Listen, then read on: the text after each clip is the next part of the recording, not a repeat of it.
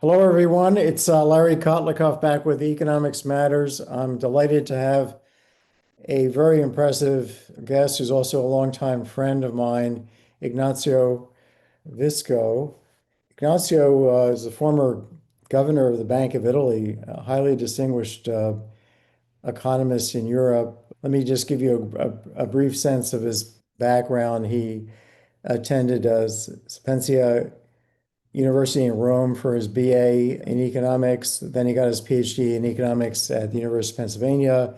Then he went to the Bank of Italy, where he became the head of the research department. Then he moved, which is a very high position to begin with, being the head of the research department. It generally signals that you're going to have a very good career thereafter. Then he became the chief economist of the OECD, which is another incredibly important position in the world of economics. There's the IMF, the World Bank, the OECD. The OECD is an extremely important institution in the world. It's the same kind of level as the World Bank and the IMF, Inter-American Development Banks, these different organizations. But the OECD was founded after World War II and is bringing together the advanced countries of the world, not all the countries of the world, but the advanced countries, to talk about economic policy. So after that, in 2011, he succeeded Mario Draghi as governor of the Bank of Italy, and he was governor for the next 12, 13 years, so 2 terms as governor. And even though not everybody was in love with what he was doing, just like not everybody is in love with what Jerome Powell is up to. But the people that are informed, well informed, know what a terrific governor of a bank, central bank is, and that's why there's so many people support Jerome Powell, and that's why so many people realized the quality of Ignazio. So Ignazio is currently very active in discussing economics, global economics, and European economics, and he's involved basically on the boards of the Asian Development Bank, the Bank for International Settlements, which is the bank of all the central banks located in Basel, Switzerland. He's on the Financial Stability Board, the Inter-American Development Bank, the IMF. He's a member of the American Economic Association, and other boards as well, public and private. So Ignazio, welcome to Economics Matters. Tell everybody a little bit about why you got into economics in your career and some of your publications for a couple minutes, and then I want to start talking about the big issues that we're facing in the world and in Europe today. Well, I had a classical education, and then I went to have this economic education in which had some more technical stuff than I had somehow had in high school, even if obviously in Italy, high school in classics still goes on with science and math and so on, but not at the scientific level, so I had to make up. But then I had my dissertation as an undergraduate on issues like inflation expectations and interest rates, the Fisher effect, Mandela effect, Gibson paradox, and so on. I wrote a nice dissertation. I got a scholarship from the Bank of Italy out of that. And I was accepted at Penn. I was also accepted at Chicago. It was a little bit late to apply to Harvard or Yale or MIT, but I was able to be accepted in both Chicago and Penn. I decided to go to Penn because, well, that time really young person wanted to change the world, to do things, to bring justice, and it looked to me that the invisible hand was not working very well. So I preferred going to Penn. Penn had an extremely interesting faculty at the time. I don't know, Larry Klein, Irving Friend, Easterlin, whatever, Albert Ando, Carl Schell, Bob Pollack. It was amazing. It was Oliver Williamson was there, Bob Summers, and Berman Mansfield, and also Oliver Williams was there. So it was extremely interesting to go to workshops, to courses, and so on. At the end, I became very close to Steve Ross, but I decided not to engage in theory, but to do econometric theory and public policy, both micro and macro, public finance and macroeconomic policies. And when I finished my courses, my fields, everything except the dissertation, I decided not to stay in the United States. Larry Klein wanted me really to pursue an academic career there, but I thought that really it was time to go back with my wife and have a family in Italy.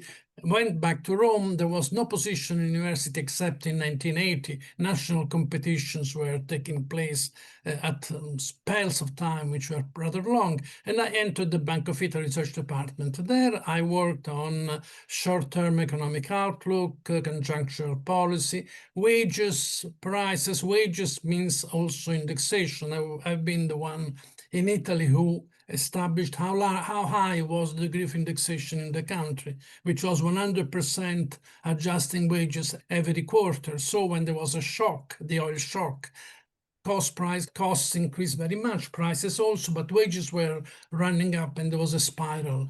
And I did work on labor markets, and eventually I was asked to build the first major quarterly econometric model of the bank. In the meanwhile, I had finished my dissertation. I had written a dissertation on price expectations, measurement, analysis, formation, tests of rationality. Eventually, it was published in the North Holland series of contribution of economic analysis in the early 80s. And I did lead this major work on modeling from scratch because we didn't have good software, computers, and databases, and so on. Let me put this a little bit in perspective for the listeners here and the viewers. Ignazio was working with Larry Klein. Lawrence Klein got the Nobel Prize for developing large-scale Models. Economic models that were predicting the future state of the economy. So this was one of the most important applications of economics that where you could see that economics could have practical value to the financial markets, to Main Street as well as Wall Street in terms of predicting where the economy is going to go and helping to coordinate people's beliefs about whether they should hire or fire, And Klein developed large models, and Ignazio was working, he was your dissertation advisor, so you went right in the middle of all that. And then you came back to Italy. There's no large-scale econometric model. There's also no data necessarily available. You have to start collecting the data. You have to start building the model, and that takes a long time, many years, and that becomes a major function of the Department of Research, in addition to everything else the Department of Research had to do. Is that a fair description? Yes, I think that, first of all, I didn't do econometric modeling when I was at Penn. I was more on econometric theory, so I didn't know anything about modeling. I had really to have a very quick review and serve and so on. I asked advice from Albertando, who had been with Franco Modigliani, the builder with the Federal Reserve model, but we built our own model. We did our own data, and then I convinced the Italian Statistical Institute to produce quarterly data. I invented a way to distribute quarterly annual data given indicators. We published that. It has been very much used in Europe afterwards. And in the meanwhile, we had the new software, we developed it and so on. Also with the help from the Fed. The Fed was using something called FedEasy, which was a kind of development from a language that was produced in the Fermi labs for scientists. We really upgraded it tremendously, and it was extremely useful. At the end, we were at the top of the production of models. This was what they call now a semi-structural model, but it was micro-founded, except we aggregated both households, firms, and so on, rather than thinking of a representative agent. We had expectations in the model, but we had them explained with formation mechanisms that were not necessarily rational expectation, perfect foresight. And this is mostly a flexible framework where you can use also outside information, and it is an organizational tool now. It is still used in the bank. So I was very happy of the result. At the end, out of that, we were able also to predict pretty well the effects of both the shock and the counter oil shock on our country. And it was an important component of the way policy was established. Not the only one, but it was pretty important. Let me just also kind of expand the sense of what the profession was doing at this time. So we had Larry Klein's model. We also had Franco Modigliani, who also got the Nobel Prize for the life cycle theory, and he did work with Albert Ando. Why Albert didn't get the Nobel Prize, he certainly could have, but also a brilliant economist who was at Penn. So they had their own large-scale prediction model. And then there was Data Resources Incorporated out of Harvard, Otto Eckstein. And I guess, and then Brookings got involved in modeling. So there was a lot of competing modeling going on in the US, but I think it's fair to say that Italy was probably the first to take the lead under your auspices of developing a large-scale model for any country in Italy, and then other countries presumably followed. But when governments have to make decisions, central banks have to make decisions. What's going to happen to inflation, what employment, output, and how should we set policy? They need some kind of framework, a reference. So it's very important. And then there was a big debate at the time you were working on your model about this issue of how rational people were, households were, and firms were in looking forward. Were they kind of looking backward at what was happening in the past with respect to inflation, or were they thinking about kind of the current policy and current events and trying to be more rational about the future and not be adaptive or kind of making decisions based on what happened in the past as opposed to making them on what we would rationally think would happen in the future? There's a huge debate in economics. It was called the Rational Expectations Revolution. Huge fight between Chicago, what was called the freshwater economics, because Chicago's on a freshwater lake, and the saltwater economics, which was Harvard, MIT, Penn, schools on the East Coast that Princeton didn't necessarily agree with the full rationality that was being proclaimed as a necessity, a basic necessity for modeling economic behavior. And you're in the middle of this, and you're writing a model that's kind of trying to hedge both sides, right?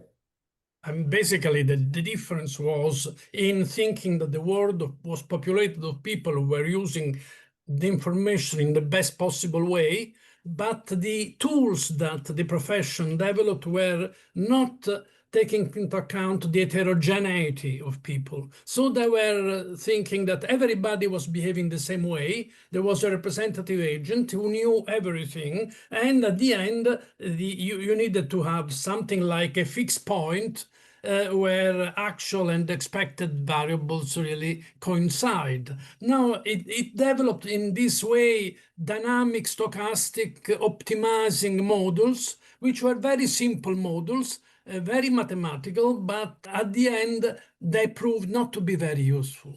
And so we had a new wave in the 2010s and so on, pushing towards the production of what they call semi-structural models, macro models, not really structural, not really based on first principles, that is optimization in an uncertain world, under budget constraints and so on, of the single individuals, but much more flexible. And my reading is that we are going more or less in the direction where we started from.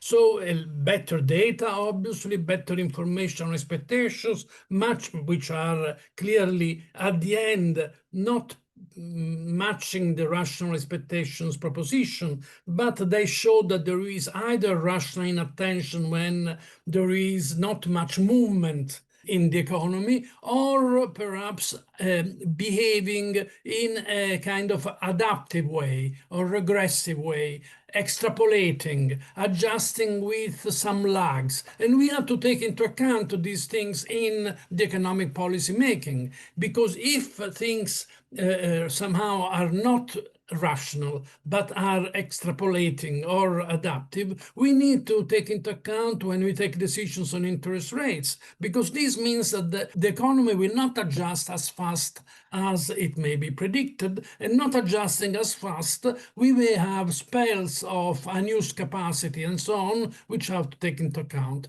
And this is what we are living these days. So I think that we live during these times, central banks differently from the academics. The academics produce a lot of useful tools, new things, and so on. Central bank research departments do research of research. They were updating, they were using, obviously, the tools of the profession, but we were using everything. And the big challenge is how to be efficient in this use. That is to certainly have the new ideas that may come from thinking that people are better using information than we previously thought, but at the same time not to adhere totally on these views, because we knew that this would lead astray. And it was, I think it is now back to where we started from, with a major understanding that we need to have better data, we need to have surveys of expectations. My dissertation was one of the first attempts at using surveys of how people predicts future and how uses this future to take decisions on saving, on investment, on pricing, on asking for compensation. So I think there has been important understanding coming from that, but mostly now we are in a better position because we know more, we have more better data. At the same time, we have a much open world, much more complicated, extremely uncertain. Before, we basically lived in a very simple economy. But the economies, the basic thing is that models at the end use historical information. But history changes, and we need to have flexibility enough to allow for these changes. How financially secure do you feel? Imagine a tool to help you make smart financial decisions. A tool that factors in all your financial data and shows what you can safely spend every year for the rest of your life. That tool is Maxify. Powerful, accurate, and easy to use. Developed by Boston University economist Lawrence Kotlikoff, Maxify takes the guesswork out of financial decisions at every stage of life. Maxify calculates what you can afford to spend now and throughout retirement. And you can run what-if scenarios to see how your finances might change by taking a new job, buying a home, or downsizing. Knowing the impact before you decide lets you make smarter decisions so you can finally enjoy financial peace of mind. Are you ready? Visit Maxify.com today to start planning. That's Maxify with an I. Maxify, Maxify.com. So definitely the economics profession has gone from maybe off the rails, would be a way to put it, back to something more realistic. There was a big emphasis on elegance and simplicity, and only perfectly rational people inhabit the world, and they're all identical. And so if you start out there, you end up there, but it helps you write down very simple mathematical structures and simulate them, compute them, and then get your stuff published. And then now you're got tenure and your career is made. So I also agree that, from my side as an academic, I've seen so much work in macroeconomics that I thought was extremely elegant, but completely useless because it didn't connect at all with reality. And that you could also write down messy, more complicated models with rational people, with people that aren't kind of it doesn't mean that you have to go to models where people are systematically making mistakes, but you have to give up potentially mathematical elegance and get into the details in order to get answers. And that requires large scale modeling, and that's messy and difficult and time consuming and doesn't necessarily lead to tenure. So, like in every profession, we have our issues, but let's talk a bit about, let's move away from kind of the academic world and the policy and the world of research departments at the bank and talk about today's economy, global economy, and global geopolitics. You've just recently written a paper that's called Europe in a World of Uncertainty that you delivered at a workshop in July. And I've got it right in front of me, and it's called Europe's New Challenges in an Unbalanced World.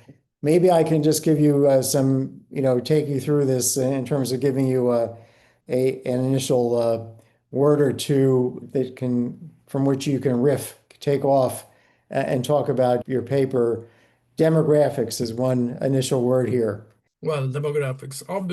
One thing that is interesting is that we started doing demographics in the bank many, many years ago. As a matter of fact, we had a project on saving. You participated in that in the early 1990s, and we were already worried about the impact of aging on the prospects for debt of the country. So this generational accounting you are very much pioneering was in our minds already very important, but we never had the ability to lump together the actual debts and the prospective, debt, which has to depend on the way aging is going to proceed and on the decisions that governments will take as far as things like social security, health policies, so on will take place. When I was at the OECD, I started a major aging project. We had a number of projects, one on growth rates, education, after the end of the Cold War, the opening of the economy, the ICT, new economy, and so on. But we also had the project on aging. This has been very useful also in Europe because it has set somehow the way we should evaluate the impact of aging on two things. The first, debts, and the second, output. And now we are really there. We live in a world which has moved from 5 trillion people in 1990 to 8 trillion now. 10 trillion is the average projection, median projection for 2050. Europe, the European Union, is now around 450 million. It was 9% of total population. It is more or less unchanged. It is going to be a little bit less in 2050 in the projections. So from 9% will go to be 4% of the world population. But the old age dependency ratio will be extremely high, in the sense from 1 out of 3 people now who are in working age, if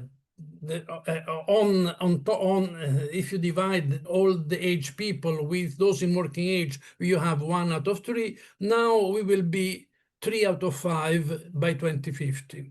Now this implies that there will be certainly, given technology, given everything else, a fall in output per capita. How to cope for that? Well, the number of avenues. One is clearly retiring later.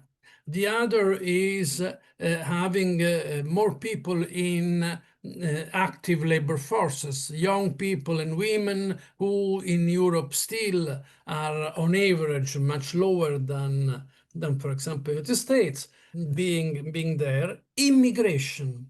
Now there is everywhere in the world this fear of immigration, this tendency of thinking that immigrants take out our jobs, but this is not true, simply untrue. The problem is not that this will be solving our problems. We need programs for immigration, but we need also big programs on education, because the world has changed, is changing dramatically. Also, those who work today do not know whether they will face the same kind of conditions in the future, and we need to integrate those who come in our countries, but also educate them and those who are already live in the countries to face a totally different world. And this is the second challenge, which has to do with technology.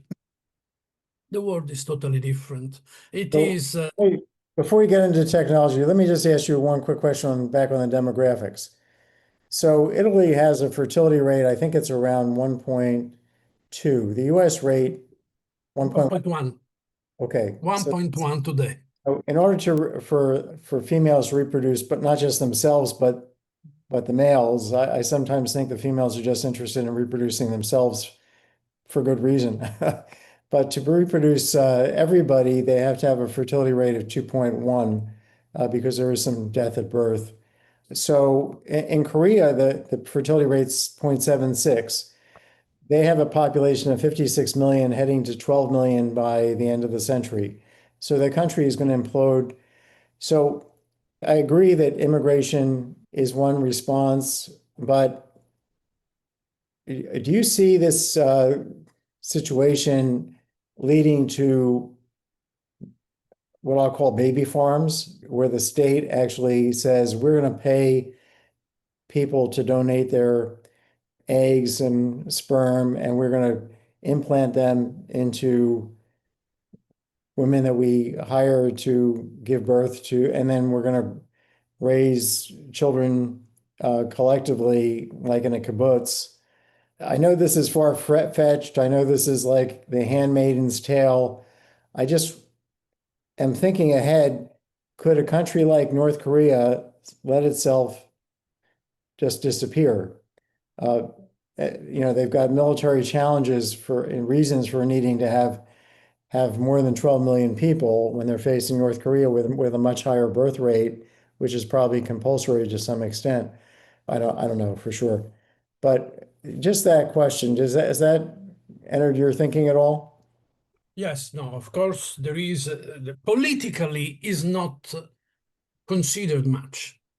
I mean, this is not an issue which is debated, because in order to change things which may have a return 10, 20, 30 years from now, you need to be able to convince the population. Population does not want to listen to things that have to be done today with returns in 10, 30 years, and politicians are short-sighted. But the risk is there. That is, disappearing is very difficult. But thinking that at the very end, demographic movements are the ones that have really changed the world is substantially relevant. Italy, for example, is a country of immigration. Over time, there were the Etruscan, there were the Romans, but at the end, there have been the Greeks, North Africans, people from the East, people from the North, and so the current Italian population is totally different from what it was at the Roman time. And it is going to be different also in the future. The problem is we want this to happen as much orderly as possible. It has been very disorderly in the past. Now, if the world becomes a very protectionist world, if there is a deglobalization, those who will suffer most will be what we used to call the third world countries. What happens there? These are the same countries where demographics instead is opposite. They're going to have a substantial increase in population. The 2 billion people that will somehow be in 2050 above those who live today, those 2 billion will be mostly the third world. North Africa will have 1 billion country and increase. And these people, if because of the multilateralism going apiece, because of protectionism, because of everything, most likely will grow less, will develop less, will be, at the end, we will have a much disorderly push towards our countries. So I don't think that we will lose people. The big issue is how we will manage to maintain a decent size of population in our country and in Europe, as opposed to have a very disorderly way of coping with this. So this is my guess. In the United States, it's different. In the United States, you still have a high fertility rate, but obviously if the policies are maintained of closing the country, well, at the end you will have suffering what Japan is suffering, what we are suffering, and we have to take decisions.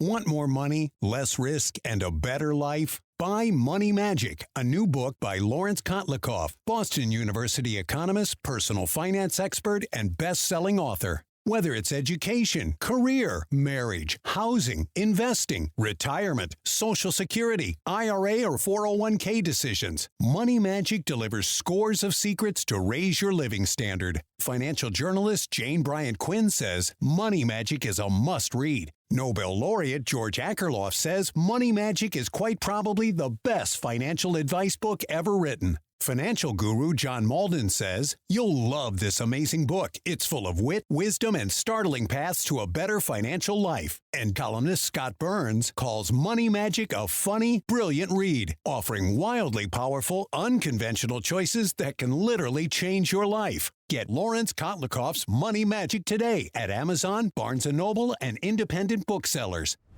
I mean, our fertility rate's 1.6, needs to be, it went, I guess it's been about 15 years where it's really dropped dramatically from quite considerably, reasonable to much lower, and that's no indication that's going to turn around either.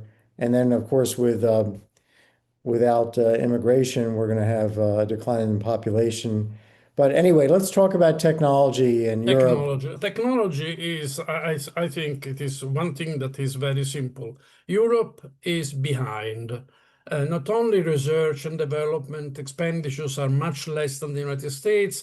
We have been passed by China, who has been increasing at a tremendous pace, but we are very fragmented, and we have not been able to produce innovation in a field of general purpose technologies, be that internet, be that cloud, now artificial intelligence. Basically, we have been importing services from the United States, from the big tech of the United States.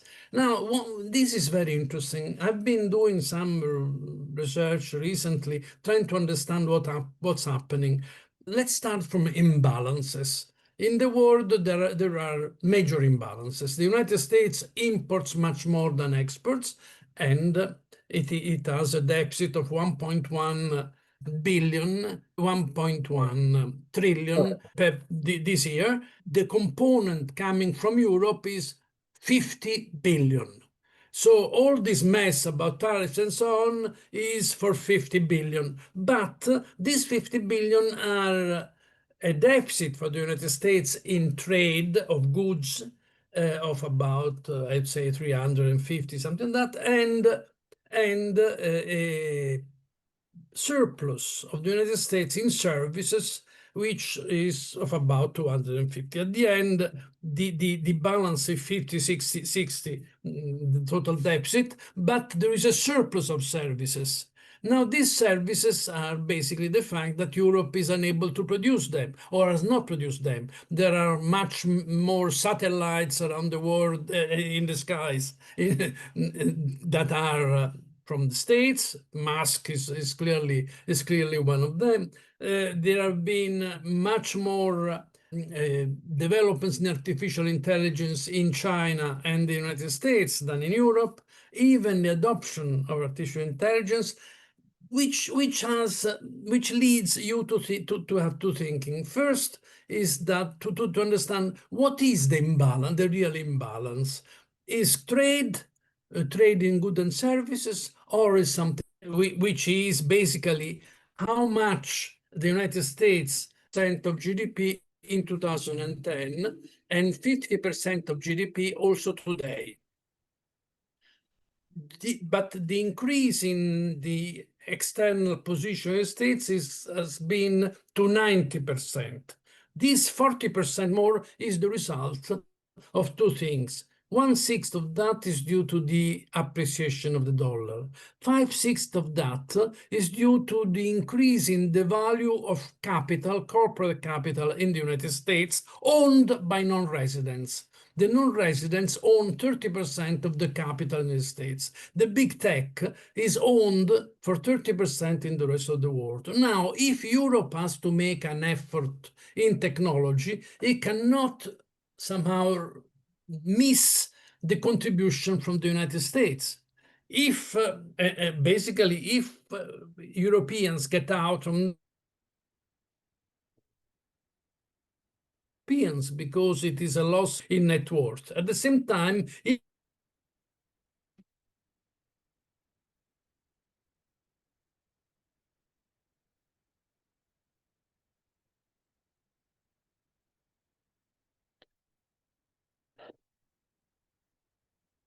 because at the end there is always a way to substitute.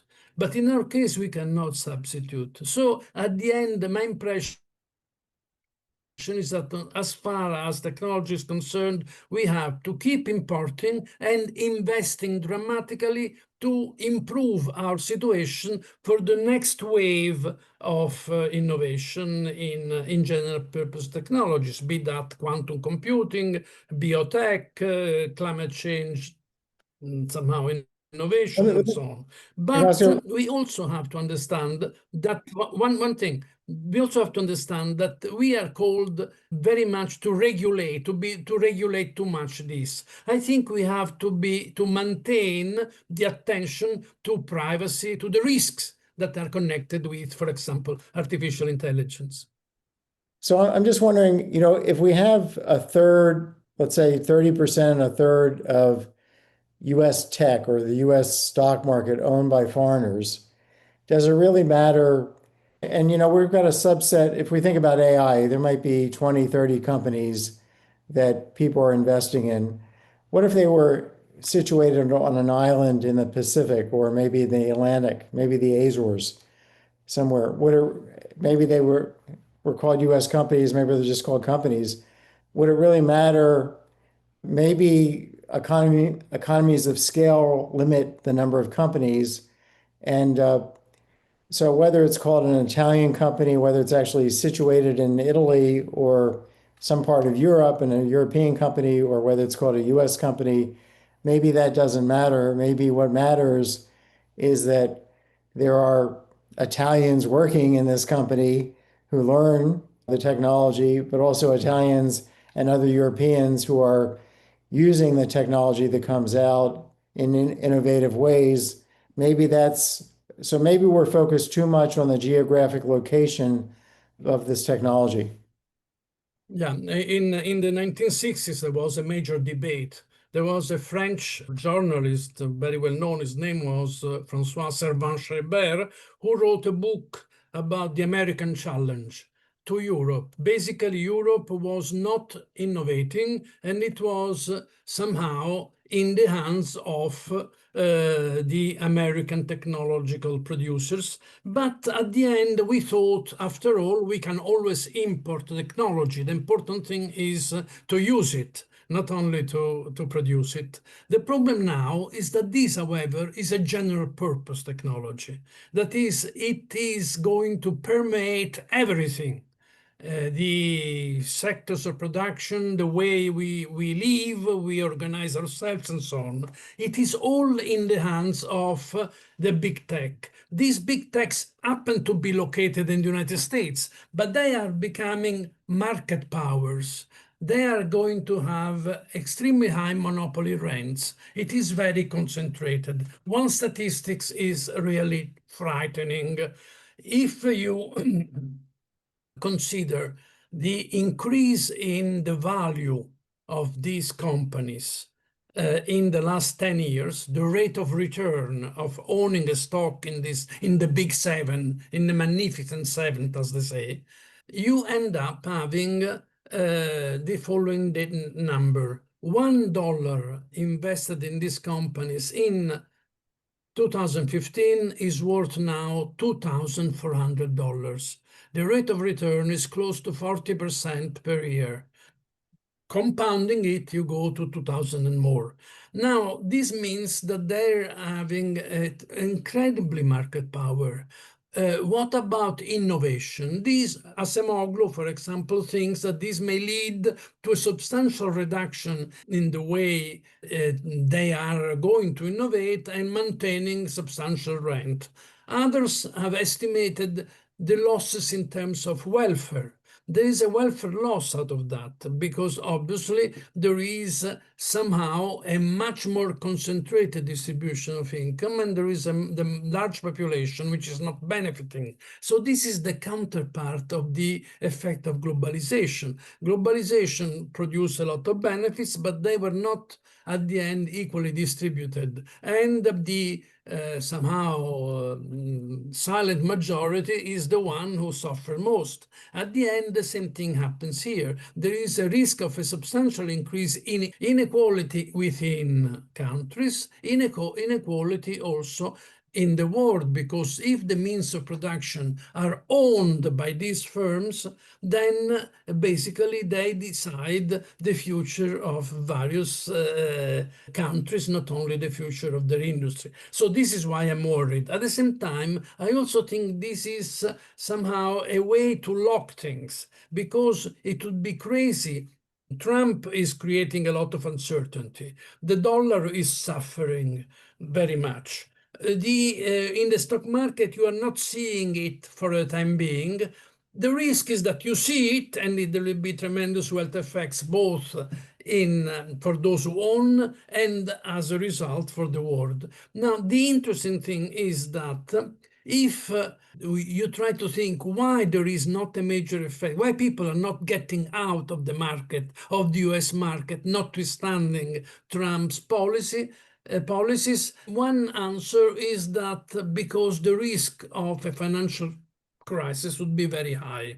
So there are some who are forecasting a crisis, predicting a crisis because of these measures. But at the end, we understand that the risk is high. And since much of this capital is distributed abroad, well, these people who owns it is not getting out, is staying there. The question is, will higher investment take place there, or the higher investment will take place somewhere else?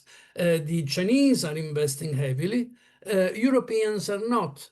And this is the issue. If you are not investing and the innovation is reduced because of monopoly rents, then we risk to remain permanently behind, at the end paying very much for these services. This is why my guess is that what we should do is to keep having good relations with these companies, try to have joint ventures, and at the same time invest much more in research development in this side of the world. Big problem, fragmentation. And this goes to the third problem in Europe. We have an internal market which is not working. So before we get to the third problem, the internal market, let me just point out a plus for Europe and other parts of the world. You know, if you look at top U.S. universities and you look at the faculty, the young faculty, and you look at the graduate students, a very small percentage are Americans. I was just on a review committee to give an award to the top, like 20, choose among the top 20 new hires at Boston University. And one was better than the next. I mean, it was an amazing list. There were no American names, nobody from the US. A number of people from China who probably would not have been there had we had the Trump policy in place on immigration that we now have. India. But they're there now from all over the world, from Italy, from France, from Germany. So, and then most of these people are eventually are going back. So I feel like the wealth is being spread, at least in this way. And I also think that you see the new development of these large language models. It seems like every day there's a new company acquiring tens of billions of dollars for a startup to make yet a new large language model where the results are being given away for free. Who knows if these companies are going to implode, but I'm not sure that this technology can really be restricted because it's not like there's anything fundamentally unknown about the mathematics of these models. I mean, the neural networks were developed 40 years ago. They can be, I'm sure there are large language models being developed as we speak in Europe as well. So anyway, I'm a little bit more optimistic on that, but let's talk about what you were just about to talk about. Yeah. Well, no, of course, I understand. The problem is exactly linked to this third problem. Europe is very fragmented. Legislation is different in a number of fields in Europe across countries. There are some 27, whatever, with different legislation on commerce, on companies, on insolvency, on banks, securities, the general financial markets, on intellectual property, on taxation. We have venture capital, which is basically non-existent in Europe because taxes are totally different across countries and much, much more difficult to have an investment in a company in Europe than in the United States. In Europe, saving is pretty high, but 50% of it is in liquid assets. In the United States, one-sixth perhaps is in liquid assets. The venture capital is extremely limited in Europe. As a matter of fact, it comes from America. It goes to not to the startups, innovative startups, but to established firms, and it is 1/10, 1/20 of what you have in the United States. Securitization also is basically not anymore existent after the global financial crisis. In the United States, with new rules, new ways of conduct, it has revived very much, and it is a major component of financing of firms. So there are things which have to be done. We have had two reports last year, one by two amazingly president of our country, prime ministers of our country, asked by the European Commission. One was Draghi's report on, he called it competition, but actually competitiveness, but actually it is innovation and productivity. The other, by Letta, is on the internal market, and both basically say that you need substantial changes, structural changes. But Europe is very fragmented. There are nationalistic somehow claims that are dominant in individual countries. We have one single currency, but it is a single currency with no state, without a state. So there is now a lot of talking about the dollar losing its exorbitant privilege of being the only currency that is recognized at the world level, that most payments are made in dollars at international level and so on, but is going to lose that because of Trump. And there is an agreement that this may take place. But at the same time, some people say, well, it is the time for the euro. I totally disagree with that. I don't think the euro will be able to take the role of the dollar. But as a matter of fact, we are in a non-monetary international monetary order since the end of the collapse of Bretton Woods in 1971. We need a cooperative effort. We need to agree about which currencies will be used at the world level to to serve as payment devices, and we are back to square one when we talk about stable coins. We talk about issues that are not cooperative. I think what we are suffering most in the last 10 years is the reduction in international cooperation. It has a large spectrum of areas. In Europe, we have a case in point of lack of cooperation at the European Union level, which is very dramatic. You need to have a stronger internal market. You need to have a fifth, as they say, component of freedom of movements of goods, of services, of capital, of people, and of knowledge. Knowledge means knowledge, research, whatever. It is very difficult in this country. It is much easier to have this in the United States, which is open and there are no barriers across states. In Europe, you can go around, but still there are major barriers in terms of these developments. That is, which at the end is the basis for ensuring changes, innovation, and the sustainability of the economy, social and financial.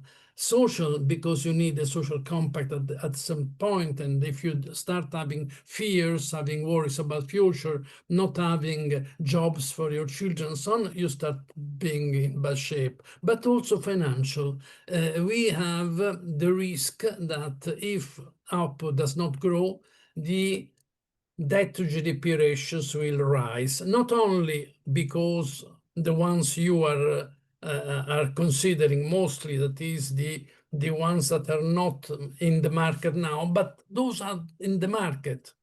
And if you cannot guarantee the repayment of the debt in the market, we are in big trouble. So that is my fear. And therefore, I think at the end, Europe has to put its act together. There is, it's difficult to understand whether this can come just by understanding from politicians or because of a crisis that at a certain point will be too severe to ignore. But I think we have to be prepared to that. Let's talk about retirement for a minute. It's something Americans think about regularly. Ask yourself, how financially secure do you really feel? Do you have enough money to retire? How much is really enough? And if you don't have enough money, how can you possibly find that extra money before you do retire? These are all tough questions. My retirement software, Maxify Planner, is the powerful online planning tool that takes the guesswork out of retirement. It weighs your assets against your fixed expenses to calculate how much you can safely spend every year for the rest of your life based on when you decide to retire. And it shows you safe ways to find more money. Maxify makes a complicated problem like retirement planning simple. It's accurate, easy to use, and produces what you really seek, peace of mind. So make the smart choice and visit Maxify.com today. Don't miss this opportunity. That's Maxify with an I, M-A-X-I-F-I, Maxify.com. Now let's get back to the podcast. Well, let me just ask you one last question as we wrap up here. I see I hear a lot of concerns about Europe. I feel like there's an equally long list and troubled list in the U.S.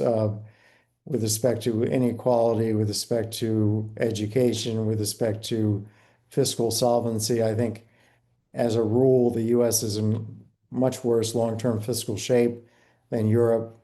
I think we haven't talked really about tariff policy, but this is, we both agree this is economic madness and really just a tax on Americans. It's called disguised as trying to have fair trade. The reason we're importing more than we're exporting is we're consuming at a higher rate than other countries. We're a spending country. We're a country and the big spenders are older people, and we're taking continually from young people to old people in the fiscal process policy. We're redistributing from the young to the old through a whole set of mechanisms. And the old people have a higher propensity to consume because they're closer to the end. So if you give somebody who's older $1, they're going to spend it because, why not? They don't have to save it for retirement. They're already retired. Younger people are the savers. We're taking from savers, giving to spenders. So I see trouble on both ends. But one big concern that I wanted to ask you before we end here, the issue of another financial crisis. We have in the U.S. at least the advent of private equity and these cryptocurrency companies, which are now becoming somehow made legitimate by the Trump administration. You can now, I don't think the Department of Labor has promulgated the rules, but the Trump administration is saying that people with 401ks with savings through their employer should be allowed to invest in private equity firms, which are not well regulated or disclosed, as well as in cryptocurrencies. I think there are 20,000 or so cryptocurrencies out there. What's your concern about another financial crisis that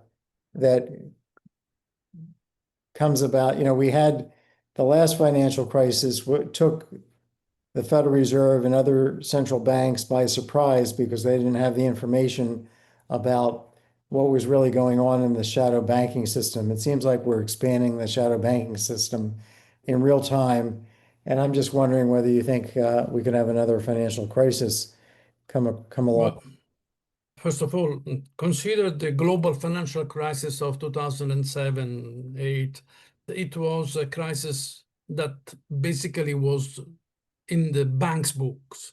We all thought, or most of us thought, that the crisis was coming out of the hedge funds and so on, but it was a bank books crisis. So there are many reasons that it developed, but at the end we saw that in the bank's books. This time it is not in the banks. We are seeing certainly non-bank financial intermediation, which is increasingly important. Half of all financing in the world comes from non-banks. One half, which is an incredible figure.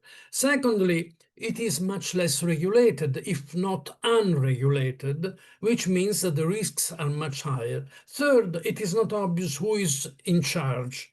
While we know that banks now are, and we established the Financial Stability Board, it has a Basel Committee and so on.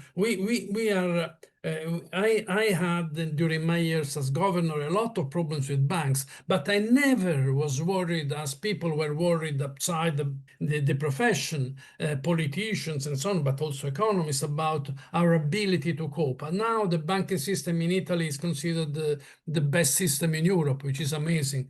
But at the end, it has to do with the risks that banks take. Banks take small risks at the end. What are the risks that are taken? The major risks where are taken? They're taken by non-banks.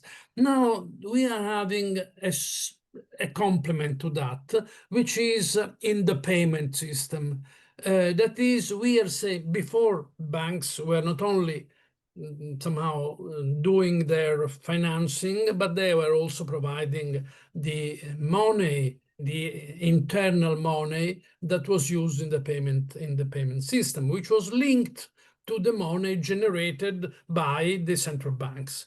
This amazing thing that we have now of not only cryptocurrencies, which are just a bet, like in Las Vegas, but shadow banks, stable coins. The stable coins are meant to have a reserve equal to the somehow coins that are created by them in liquid assets.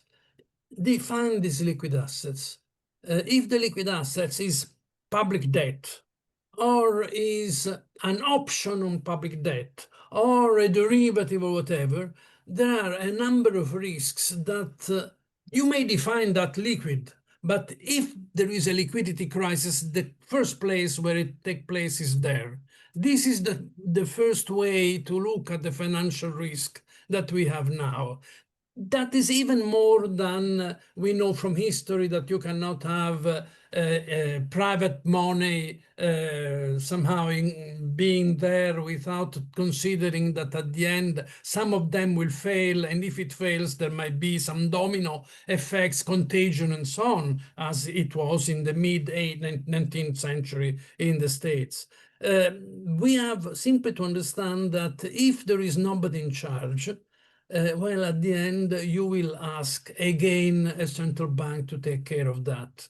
Politicians basically will not bear the cost of it, and central banks have the only way that they can deal with that. That is being extremely tough on the system, and if they risk perhaps solving problems with inflation, which is a very, very bad thing. So I'm very worried. Yeah, I mean, this could be 1930s, early 1930s all over again. You had a third of the banks failed in 3, 4 years from 29 through 33. 1 in 3 banks in the US failed because it was kind of the Wild West. And it's historically in the US, a large share of the recessions and depressions have the word panic, financial panic, either exactly in the title or, if you read the description. So it doesn't take much to scare an economy, even if there's no real fundamental problem. If people start to run on this currency or that currency, and there will be a fire sale of assets and it will be a boomerang, just like we saw in 2008, and we will have things melt down. And as you said, unless you print a lot of money to try and insure companies that you don't even know about, then you end up with business failures, unemployment, depression. That's the big concern here. So I don't think that the president knows the kind of fire he's playing with, but I think he is. Anyway, I fully expect you to be the next head of the European Central Bank, and I look forward to meeting No you way. there. No, I think There you're is the obvious aging. candidate. What? Aging, aging. There's no aging here, and on either side of the internet and the Zoom. And I look forward to visiting you at your office in Frankfurt. So thank you so much, Ignazio. I will see you soon. Thank you. Thank you very much. It was nice. Thank you. Arrivederci. Very well. Thank you. Bye.